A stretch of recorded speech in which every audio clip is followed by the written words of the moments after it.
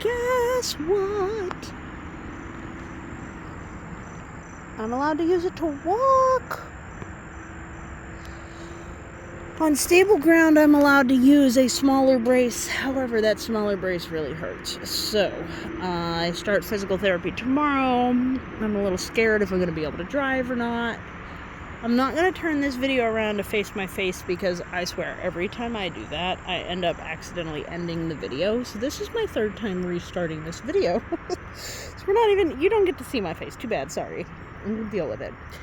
The sun's starting to get a bit low. I do have hyperstabilization on, and I hope that that's good enough because I am not great at walking yet. I am a weeble wobble.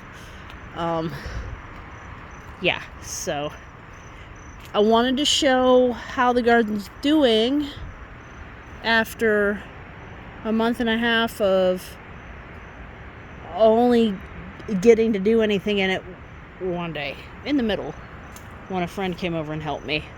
We do have squash mildew happening, but look, there are big squashes in here. Look, see, it's kind of big. And there's more on the other side of the compost. It's just a random compost squash. I'm thinking it might just be a really large acorn squash type. That's what I'm thinking. I went around and weeded a good bit, but there's still a ton of things that I would have been pulling actively, like the bread and butter plant here, the yellow. That's invasive and I shouldn't be letting it go, but when you can't walk at all and there's a lot to do to catch up, things happen. A friend of mine helped me get the milkweed pods, and then I sat here on the porch and stripped them, which was super helpful. I really appreciate it. It's Bonnie and Leo. I wasn't able to get over here at all while wearing the boot, which is a shame because there's raspberries over there, but I feel like this just is more extra unstable. I might be able to come at the raspberries from the back. So I'm actually kind of thinking I want to put you on pause so I can walk you around to the entrance from the back, so we can look at the other half of the garden and how it's doing. You can really see, like, there's American lettuce back in there and stuff. There's some tall grasses that aren't supposed to be there. But it's not too bad because, and I think because, I have such, like, established ground covers and everything, that the seeds just don't get a chance to get going. And I'm always on top of it. But if these all go to seed, which they are about to, then I'm going to have so much American lettuce next year. It's going to suck so bad. So, let's, pause. Oh, that's pretty. The colors are starting to happen. Hold on. Okay, so back here, there's a variety of native sunflower types, perennial native sunflower types. Well, this is cutleaf coneflower, or So-Chan, that I got from my friend Dee, that is finally established, because last year it was so weak.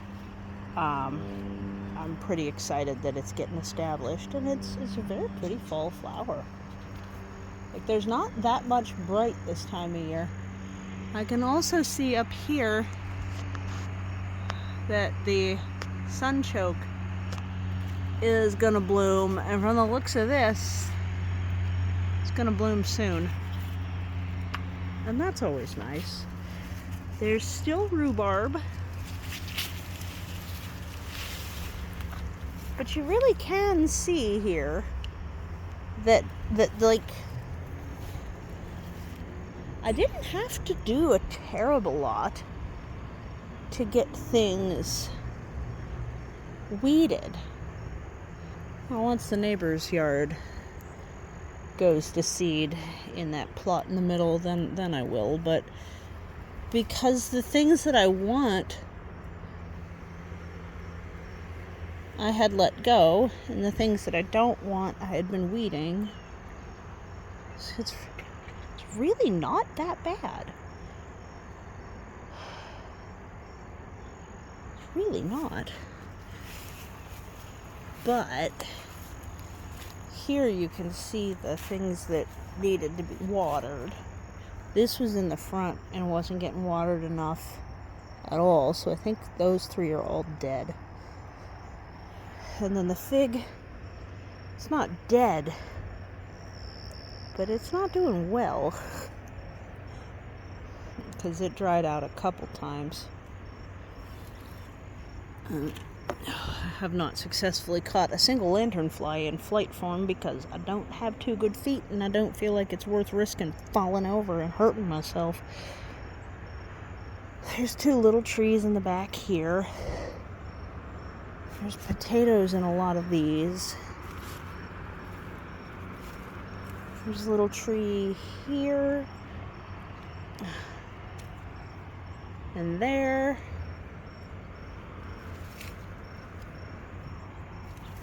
This has a thorn apple and some strawberries. So there are things that definitely survived. Also, everything over there seems to be doing alright. Including a clone of one of these taller. Oh, look! They're finally ready. I'll take these in. I'm gonna put these in a pocket. These are the hardy brown cherry.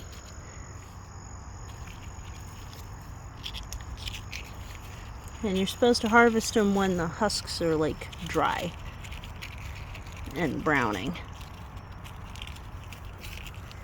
Or pick them up off the ground because they do tend to fall down at that point. I think this one just fell down. And I saw one, yeah, right here. So this one that fell on its own. Let's see if it's buggy or anything in there. It's wild because these ones stay green. Let me see if they are tasty at this stage. The sweet and sour kind of thing. Not bad. Uh-oh, but there's a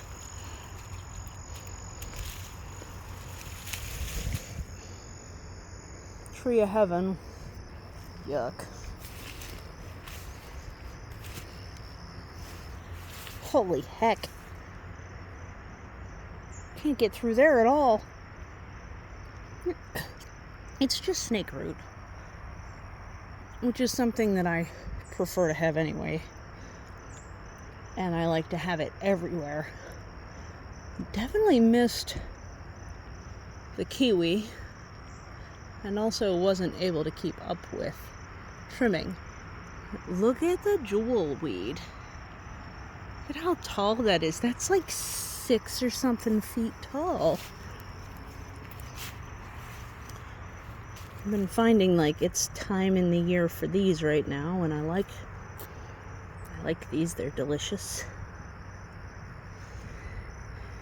You gotta make sure you pick the right deadly nightshade, because it's not the native east coast of the US plant's fault that it got named after a British plant that it's not that closely related to. But it can get you tremendously sick if you eat ones that are gray. In any way. So I like to wait till they fall off my hand and then also check them for color. They're really good. They're really, really good. Oh, they're so delicious. I don't see any flowers on this one to show, but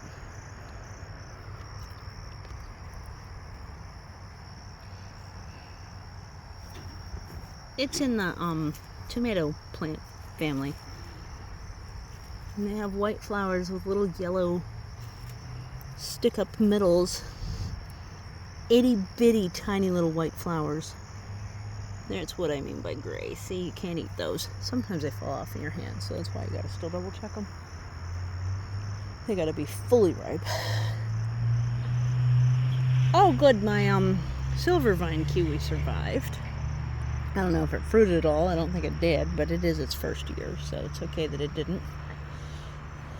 Looks like I need to add some potassium here, because this got that funky leaf thing going for it now too, that used to be down at the end.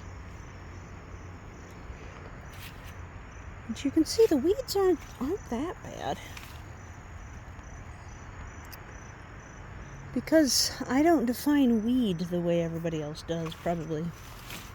I don't think most of these things are weeds. The snake root protects my crops from the deer. The jewel weed, the seeds are edible. I missed most of them, but they're edible. The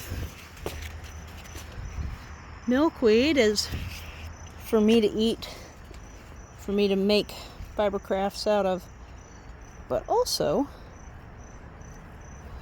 for, I've seen, since I was home so much, I did see a decent number of monarchs.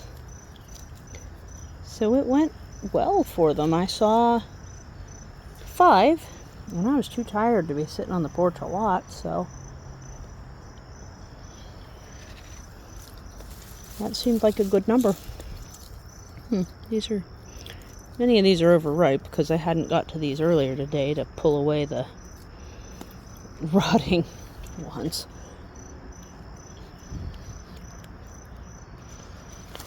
These are the Joan J. Thornless. There we go. See, that's much better.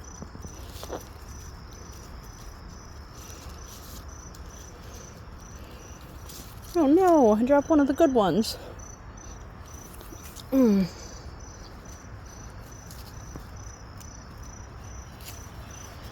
Oh. Yeah. A little bit of a stink bug twinge to that. Probably because they've been sitting here so long. So, oh, there's a spider web right here. Gonna need through. Oh look, borage came back. I didn't have borage for a couple of years, so that's kind of a big surprise. I probably missed the Miyoga ginger flowers. This is the female of the silver vine kiwi that I also need to, there, get the spider web out the way. And I also need to harvest some of the twigs for the kitties, because silver vine kiwi is the one that makes those chew sticks that are like catnip for them. Whew, heavens. And it's supposed to be good for their teeth too. So if you give them sticks, they get all crazy. And then this is supposed to be a hot pepper spice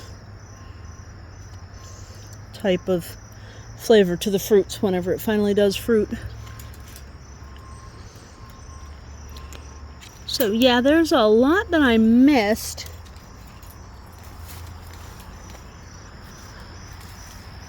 And I think I'll have to, you saw I had a big pile of boxes on the porch.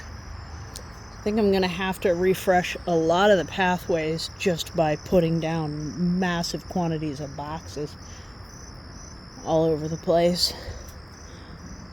But I got enough boxes that that's not a ridiculous thought. Look at the little hollyhock that, I guess it got chewed on by the deer because it's short. But that ginger, good lord. huge. More rhubarb back here. Oh, I'm touching the touch-me-nots. That's why it's going... Is there one that's going to go off? Watch. Bink! Well, you can eat the seeds. That's jewelweed. And... oh, see there, one went off again, but you were looking the other way. There you go. And the reason it's called jewelweed, to my understanding, is that when you take one of these leaves, bing, and put water in it, oh look, there's native caterpillar eggs on the bottom. But if you put water in this, it would look like a silver kind of jewel. So that is the garden right now. I want to go through the raspberries with two hands, so I'm going to say goodnight from here. See if we can see the sunset again. And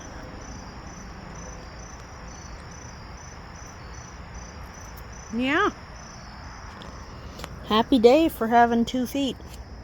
Yay! I hope this wasn't too shaky. Alright, take care. Bye.